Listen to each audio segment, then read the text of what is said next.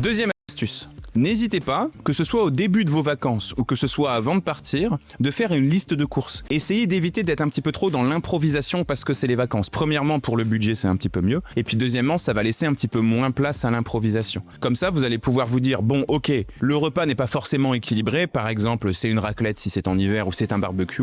Mais je vais quand même anticiper un tout petit peu les choses. Et en dessert, par exemple, je vais faire une salade de fruits de saison.